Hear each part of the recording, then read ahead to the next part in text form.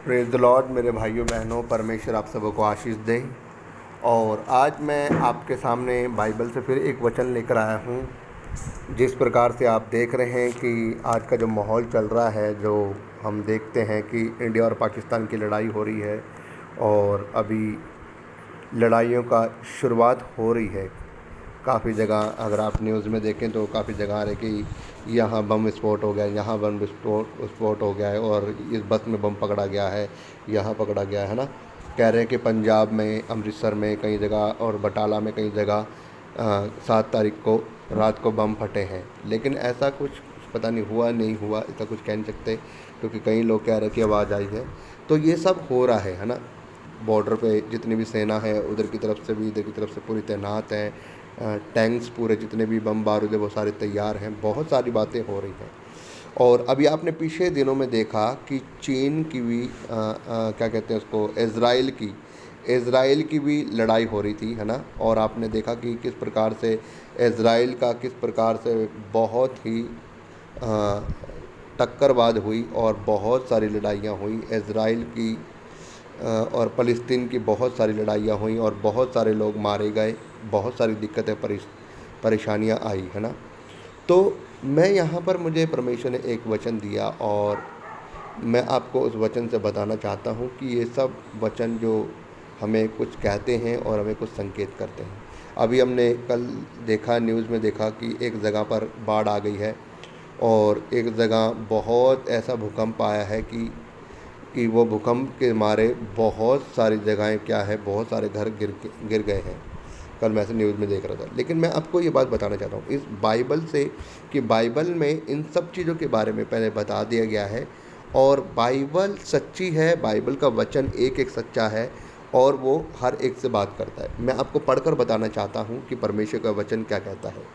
अगर आप पढ़ें मत्ती रचित सुसमाचार उसका 24 अध्याय, मत्ती रचित सुसमाचार उसका 24 अध्याय और उसकी 5 आयत से अगर हम पढ़ें 14 तक, 13 तक पढ़ेंगे हम, 5 से 13 तक, तो वहाँ पर इस प्रकार से लिखा है, बहुत से ऐसे होंगे जो मेरे नाम से आकर कहेंगे मैं वही हूँ और बहुतों को भरमा देंगे। अंत के दिनों में ऐसा होगा, लास्ट स्टेज के समय पर ऐसा होगा, बहुत से ऐसे होंगे जो यीशु के नाम से कहेंगे कि मैं एक बड़ी ताकत हूँ, मैं एक ऐसा बाबा हूँ, मैं एक ऐसी सामर्थ हूँ, मैं एक ऐसी पावर हूँ, मुझे सबके बारे में पता है, मैं लोगों को ऐसे ठीक कर देता हूँ, मैं ऐसा कर देता हूँ, मैं ऐसा कर देता हूँ, मैं ये पावर हूँ, मैं वो पावर हूँ, मैं ये बाबा हूँ, मैं वो बाबा हूँ, है ना। बहुत से आकर ऐसे कहेंगे कि मैं यीशु, क्योंकि बहुत से ऐसे होंगे जो मेरे नाम से आकर कहेंगे कि मैं मसीह हूँ और बहुतों को भरमा देंगे। और बहुत सारे लोगों को क्या करेंगे, भरमा देंगे, मतलब कि भटका देंगे, वो भटक जाएंगे और उसके पीछे हो लेंगे। 6वीं आयत क्या कह रही, ध्यान से सुनेगा आप। तुम लड़ाइयों और लड़ाइयों की चर्चा सुनोगे तो घबरा ना जाना। क्या कह रहे हैं, तुम लड़ाइयों और लड़ाइयों की चर्चा सुनोगे तो घबरा ना जाना, क्योंकि इनका होना अवश्य है, परंतु उस समय अंत ना होगा, क्योंकि जाति पर जाति और राज्य पर राज्य चढ़ाई करेगा और जगह जगह अकाल पड़ेंगे और भूकंप होंगे। ये सब बातें पीड़ाओं की आरंभ होंगी। हालेलुया। क्या कह रहे हैं कि क्या होगा, अंत के समय में क्या होगा, जब अंत आने वाला होगा, जब लास्ट स्टेज आने वाली होगी, जब परमेश्वर क्या करेगा, अपने लोगों के लिए न्याय करेगा, उसके पहले ये चिन्ह है, ये चिन्ह है लास्ट स्टेज के पहले। परमेश्वर का वचन कह रहा है कि जब तुम क्या देखोगे, जगह जगह लड़ाइयों की, और क्या कर रहे हो, लड़ाइयों की तुम अफवाह सुनोगे, लड़ाइयों की और झगड़ों की अफवाह सुनोगे कि देश देश पर, देश जाति जाति पर और राज्य राज्य पर। अब चाहे हिंदू कहते हैं कि ईसाई लोग धर्म परिवर्तन करते हैं, कई वो मोमदन को भी बोलते हैं कि मोमदन लोग भी, कई लोग मोमदन बोलते हैं कि ये ऐसा करते हैं, है ना। मतलब मैं किसी के ऊपर ब्लेम नहीं लगा रहा, लेकिन मैं एक बात बोल रहा हूँ, मैं एक बात आपको ये बताना चाहता हूँ कि जाति पर जाति, अभी देखा ना आपने, मैं ये नहीं कह रहा कि मतलब क्रिश्चियन लोग सब कुछ है, मतलब ये हिंदू लोग गलत हैं, लेकिन अभी आपने देखा किस प्रकार से जो पहलगाम में जो हिंदू भाई लोग मारे गए, तो उनके ऊपर क्या हुआ, उनको उनसे पहले पूछा गया क्या तुम हिंदू हो या मोमदन हो, अगर तुम मोमदन हो तो हमें कलमा पढ़ के सुनाओ। तो वो लोग कलमा नहीं पढ़ पाए, उनके कपड़े उतरवाए गए और उनको गोलियों से भून दिया गया। वहाँ पर एक क्रिश्चियन भाई भी, उसको भी मार दिया गया, है ना। तो क्या है ये जाति पर जाति है, कि जाति पर जाति क्या कर रहे हैं, वो अपने आप को, वो अपने धर्म को आगे रखने की कोशिश कर रहे हैं, वो अपने आप को आगे रखने की कोशिश कर रहे हैं। और यहाँ पर क्या कह रहे हैं, क्योंकि जाति पर जाति और राज्य पर राज्य, पहले इज़राइल की लड़ाई हो रही थी हमास के साथ और फ़लस्तीन के साथ, और फिर अब क्या हो रहा है इंडिया और पाकिस्तान का, और सब ये चाहते हैं कि हम तो पाकिस्तान को ख़त्म कर दें, पाकिस्तान वाले ये चाहते हैं कि हम तो इंडिया को ख़त्म कर दें। यहाँ पर भाइयों ने कहा राज्य पर राज्य और, है ना, और जाति पर जाति, राज्य पर राज्य चढ़ाई करेंगे, चढ़ाई करेंगे मतलब जीतेंगे, उनसे ऊपर आ जाएंगे, और जगह जगह अकाल पड़ेंगे और भूकंप होंगे। ये सब बातें पीड़ाओं के आरंभ होगी, मतलब जो पीड़ाएं जो शुरू होने वाली, दुख जो शुरू होने वाले हैं, उनकी आरंभ होंगी, मतलब शुरुआत होंगी। तब वह कलेश देने के लिए क्या, तब वह कलेश देने के लिए तुम्हें पकड़ेंगे। किनको पकड़ेंगे? जो मसीह लोग हैं, जो क्रिश्चियन लोग हैं, तब वह कलेश देने के लिए तुम्हें पकड़ेंगे और तुम्हें मार डालेंगे, और मेरे नाम के कारण तुम्हें क्या करें, और मेरे नाम के कारण सब जातियों के लोग तुमसे बैर रखेंगे। लिखा है कि तब वह लोग तुम्हें पकड़ेंगे, नहीं ये तो ईसाई लोग हैं, ये तो क्रिश्चियन लोग हैं, ये तो धर्म बदलते हैं, ये तो ये करते हैं, तब वह तुम्हें पकड़ेंगे। और यीशु मसीह की, ये तो यीशु के लोग हैं, ये तो प्रभु यीशु मसीह के लोग हैं, तो धर्म बदलते हैं, क्रिश्चियन लोग हैं, तब मेरे नाम के कारण सब जातियों के लोग तुमसे बैर रखेंगे। यही हो रहा है ना, ये तो क्रिश्चियन लोग हैं, ये तो ये लोग हैं, ये तो यीशु मसीह के लोग हैं, यीशु इनका चंगा कर देता, ये तो मेरा यीशु, मेरा यीशु, मेरा यीशु, है ना। तब मेरे नाम के कारण सब लोग, सब जातियों के लोग तुमसे बैर रखेंगे।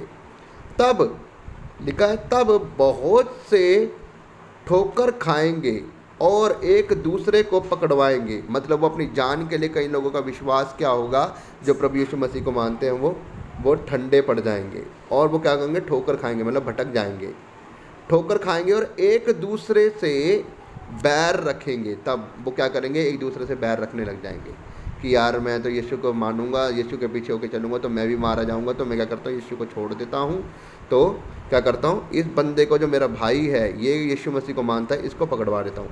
तो एक दूसरे से बैर रखेंगे, बहुत से झूठे भविष्यद्वक्ता उठ खड़े होंगे और बहुतों को भरमाएंगे।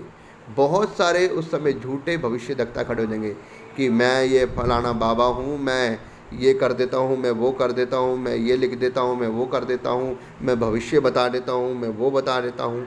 बहुत सारे झूठे भविष्यद्वक्ता उठ खड़े होंगे और बहुत सारे लोगों को, विश्वासियों को क्या करेंगे, अपने पीछे अपने झूठे कारनामे दिखा के भरमाएंगे। 12वीं आयत में लिखा है, अधर्म के बढ़ने से बहुतों का प्रेम ठंडा पड़ जाएगा।